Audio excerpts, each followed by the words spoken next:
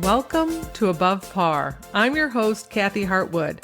I show you how to take more of your talent to the golf course without practicing harder, taking more lessons, or buying new equipment.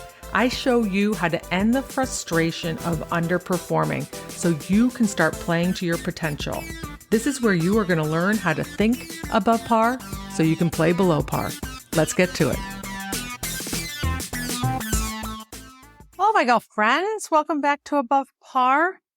So glad you're listening. I hope you're having a beautiful week playing golf if you're in that climate, or thinking about golf if you're in a colder climate. It doesn't matter. You can always work on your golf brain. You have one brain, right? We can work on it all the time. So I want to talk to you about an email that I got from Martin, who is a listener from Sweden. And he sent me an email and I said, this is going to be a great podcast, a great topic. He asked if I had actually talked about this in one of my podcasts.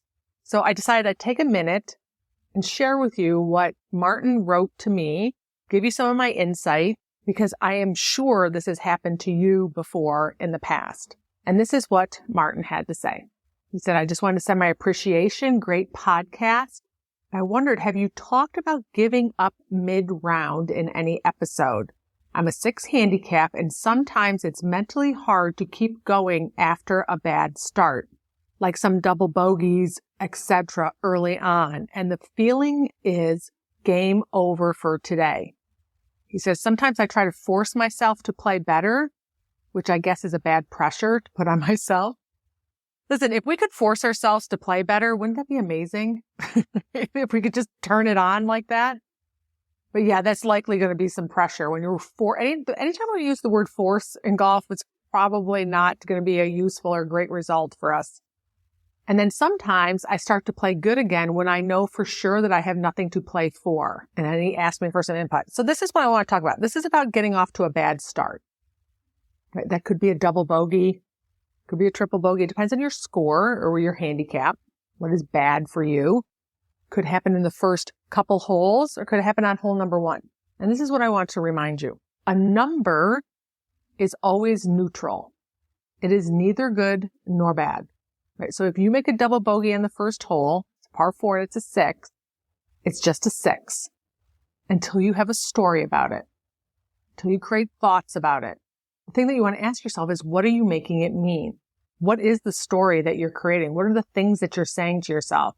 Are you saying I can't have a good round now? It's going to be too hard for me to make that up. I don't have enough birdies in me, or pars, depending on what your handicap is, to wash out the double bogey. Or as Martin shared, he said that he has the feeling that the game is over for today. And what I want to make sure you know that that is not a feeling. That is a sentence in your head. And when we think the game is over for today, that feels pretty hopeless, some despair, a little bit of why bother, which can lead us into what I call a case of the I don't give a shits, where eventually we just throw in the towel and we give up a little bit. We quit trying. That can happen for a couple different reasons, but in this case, it might be like, what's the use? I can't come back from a bad start. So I want to offer you up some truths about the bad start for the sake of your brain. And then I'm going to offer up some mental pivots that you can use or practice, tweak, and amend to serve you however it needs to, so that when you're in that situation, you're out there playing golf and you get off to a bad start, that you have some ammunition to help you get through the rest of the round. Okay, so first let's talk about some truths. A double bogey is the same as 2 bogeys. That's just math. And I want you to ask yourself, do you think differently if you bogeyed 1 and 2 versus if you double bogeyed 1 and parred 2, or you parred 1 and double bogeyed 2? Does your brain perceive it differently? Does the story you create change in any way? Because at the end of the round, they add up the same. Another truth is that you could cut up every little box that you put a score in, 18 little boxes, cut them up, put them in a paper bag, shook them all up, and you could go and paste them into a new scorecard in a random order, and it will add up to the same score. And at some point, that double bogey is going to land on 1. At some point, that double bogey is going to land on 18. It's going to land on 10. It's going to land on 9. It has an opportunity to land on any hole. If you play golf enough times, you are going to double bogey or have two bogeys equal the same thing in the beginning of a round. It's bound to happen. And we are not immune to where they happen. Just because you got off and double bogey the first hole does not mean you got off to a bad start. Just because you double bogey the last hole does not mean you're a bad finisher. Just because you double bogey something in the middle of the round doesn't mean you always have a blow-up hole. It could be that it just happened then. So those are the truths about having and starting with a double bogey. They're useful to remind your brain, and it's useful to listen to the sentences that you create in your head when you have that double bogey, because that feeling is going to set you up for the rest of the round. The challenge then becomes, how do I get back and stay motivated when I have more holes to play? I just played golf with some friends in Orlando, and we'd finish one, played a couple times, we finished one, and I go, 1 down, 17 to go. They're like, who says that? I'm like, I say that. Like, who doesn't say that? Right? But it's just, we're just clicking them away one by one. And then one, that first hole could have had a double bogey, 17 more to go. I think I did play the first hole crappy every single day. Now, the sentences in your head that you create, which if they sound anything like, I don't have enough birdies in me, I'm not playing well enough to make up for this score, I'm not hitting it well enough, I don't hit it close enough, or now I really have to push and try to make up for this double bogey or this quote-unquote bad start, those are scarcity thoughts.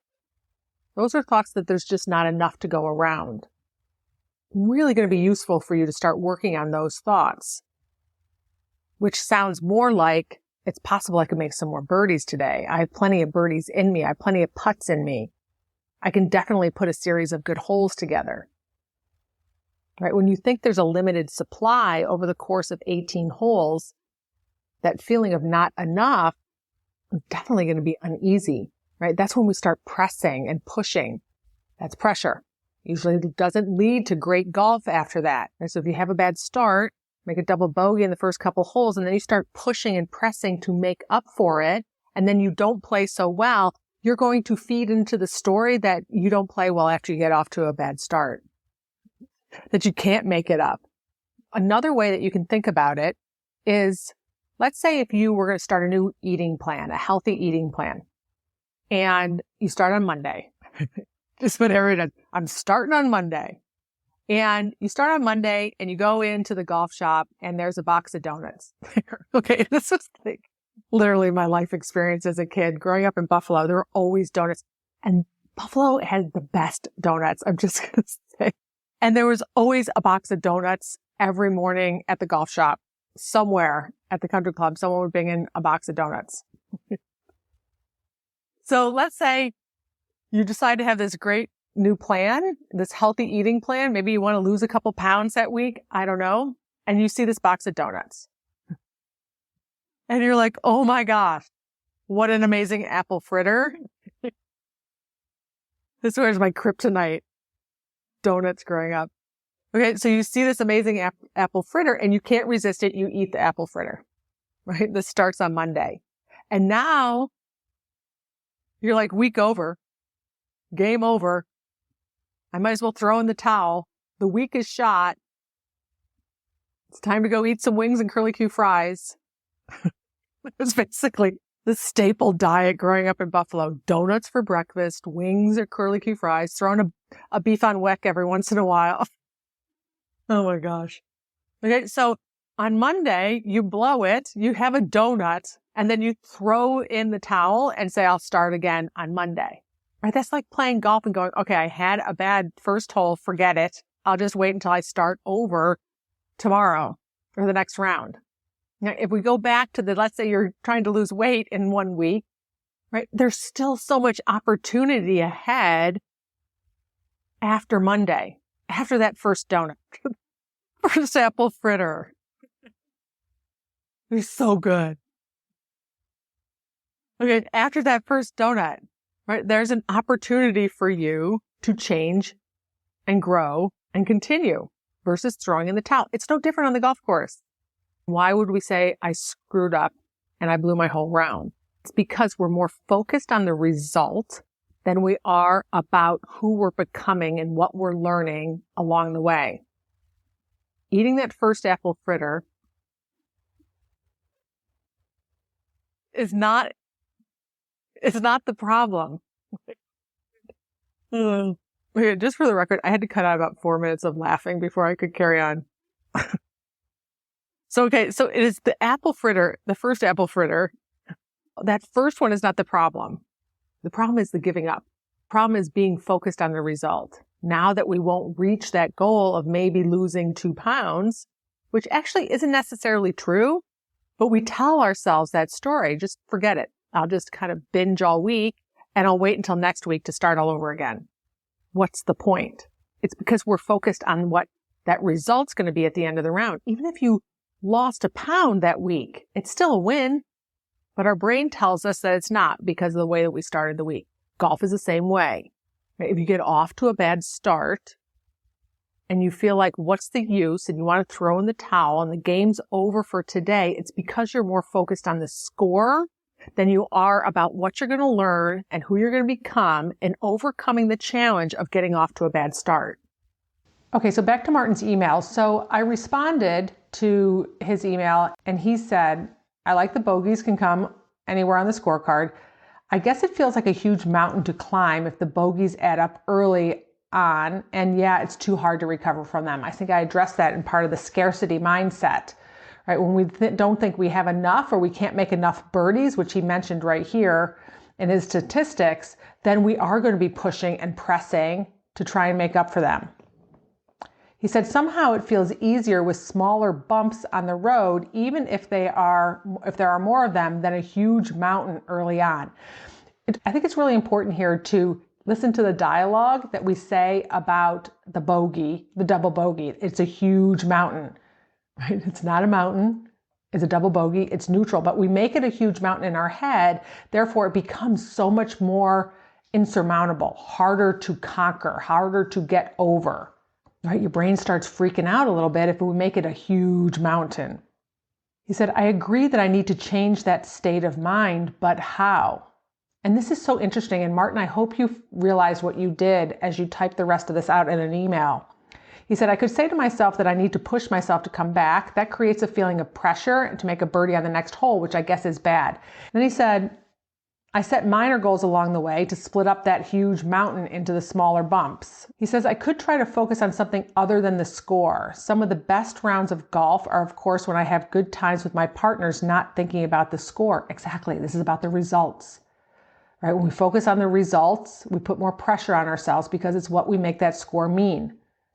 And when we go out there and we play and we're having a good time and not worried about the score so much, that's when we have some of our best rounds. He said, I guess it also takes away some of those mental coins or tokens that you've been talking about in previous podcasts, right? Yeah, his point here is that we can waste so much mental energy thinking about the double bogey, thinking about all the work that we have to do. We exhaust ourselves, right? So that we can become even more mentally fatigued and worn out, which leads us to wanting to throw in the towel, right? We just don't have anything left. All of our coins, our mental coins are gone. He says, but I can't figure out the phrase or doings to change my mindset. He said, but when the mountain gets high, I would like to be the one who can see that as an opportunity. Quote, you know what? I will make the greatest comeback ever from here. Let's show them. Yeah, you figured out, you worked through in that email exactly what you need to say to yourself. That's the phrase. That's how we do it. We find things that resonate with us. Now, the challenge is going to be for all of us is that your brain is also going to offer up, yeah, but you made a double bogey, right? You got off to a bad start, and you have to give the microphone more often to this new voice, this new saying. One of the other ways that you can come up with some phrases to say to yourself is to think about what you would say to your best friend. What would you tell them if they got off to a bad start? If it was your partner, right? And you needed them to rally and stay in the game. You still had more holes to play. What would you say to them? The phrases that you would come up with are ones that you likely find useful for yourself. Otherwise, your brain wouldn't come up with them. But what happens is we have a tendency to beat the crap out of ourselves, right? For some reason, we don't feel like we deserve those nice words. We'll give them to our partner or our friends, but we won't say them to ourselves. So what would you say to someone else in the group or your partner to encourage them to keep going. That's where you want to start. Right? We have two options at that moment. We can decide to throw in the towel, which feels crappy, or we can grind it out and shoot a number and post a number that we might not be so happy about. They both kind of can feel crappy. That's a possibility. But if you keep grinding, you have the opportunity to be really proud of yourself and to change and to evolve into a stronger golfer. At least it's an option with plan B. Throwing in the towel has only one outcome. All right, my friends, double bogeys are going to happen.